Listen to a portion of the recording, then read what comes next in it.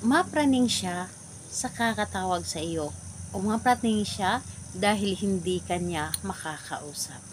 Hello mga guys, kumusta kayo? Panibagong araw, panibagong video na naman tayo. And sa araw na ito ay isa na namang video ang aking ituturo sa inyo na simpleng gabay o simpleng pamamaraan na makakatulong sa atin. At bago ang lahat, gusto ko lang mag-disclaimer sa mga taong hindi naniniwala at hindi gusto ang mga kagaya nitong video. Please skip this video and maghanap kayo ng videos na gustong gusto nyo dahil ang video na ito ay para lamang ito sa mga taong naniniwala and gusto mag-try. Sa lahat po ng mga nagko-comment dito sa aking video dito sa loob ng aking channel, mag-iingat sa lahat ng mga nagre-reply sa inyo na dinadala kayo sa kailang WhatsApp and Imo app upang makaiwas po tayo sa scam. Ngayon po, ituturo ko sa inyo paano siya mapraning. Paano siya mapraning kung hindi kanya makakausap o hindi kanya matatawagan. Ito ay pwedeng gawin sa parehas ang kasarian, babae to babae, lalaki to lalaki. And syempre naman sa ating babae at lalaki na mag-partner. And dito po ay kailangan natin ng gamit o ating gagamitin sa paggawa ng ritual na ito. Una, ang dapat lamang nating ihanda is kailangan mong handa dito ng isang kutsara. Yes po, isang kutsara. Kailangan din natin dito ng marker. And kailangan din natin dito ng kandila. And sa kandila naman pwedeng puti.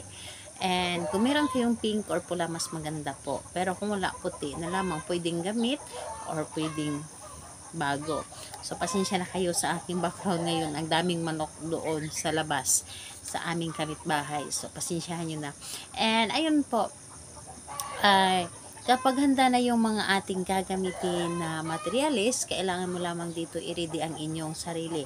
Kailangan mo i-ready dito ang inyong sarili na i-claim mo na gustong-gusto mo itong gawin. I-claim mo sa inyong sarili na buo ang inyong loob sa paggawa nito at hindi ka nagdududa sa isang ritual na dapat mo gawin. So, ayun po, kapag ready ka na, pwedeng-pwede mo na itong umpisahan. So, ang gagawin mo dito, una, so, dito po sa ating kutsara. Sa ating kutsara po, gamit ang ating marker, isusulat nyo po dito sa kutsara ang kanyang buong pangalan. So, buo po, meaning ay pangalan niya at apelyido. Yes po, pangalan niya at apelyido magkasama. So, isulat nyo lamang dito sa kutsara na ito. And kapag naisulat nyo na dito sa kutsara, ang gagawin po ninyo, ang inyong kandila ay sindihan nyo lamang. Sindihan nyo lamang ang inyong kandila. At kapag nasindihan nyo na ang inyong kandila, painitan nyo lamang ang kutsara gamit ang kandila. So, mas maganda na ipakross po ninyo ang pag-init. Halimbawa na lamang, paulit-ulit po. Tatawagin nyo po ang kanyang pangalan, apelyido.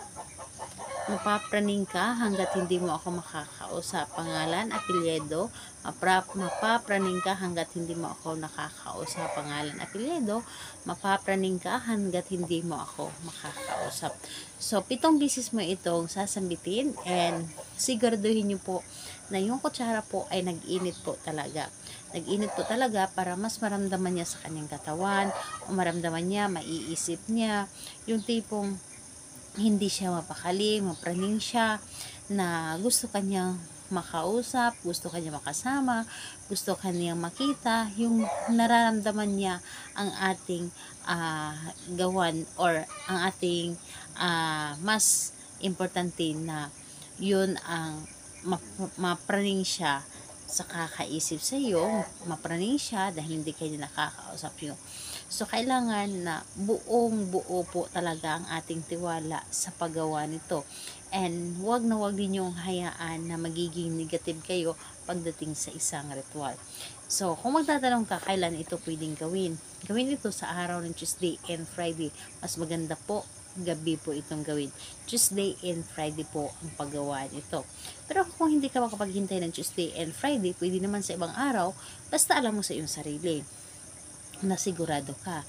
Dahil sa paggawa naman kasi ng isang ritual, dapat po alam mo sa iyong sarili na hindi ka nagdududa.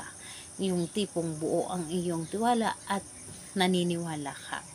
So, ayun po, yun po ang dahilan kung bakit gumagana ang ating mga ginagawang ritual, lalo na kapag ikaw ay naniniwala. So, ayun po, salamat po sa inyo.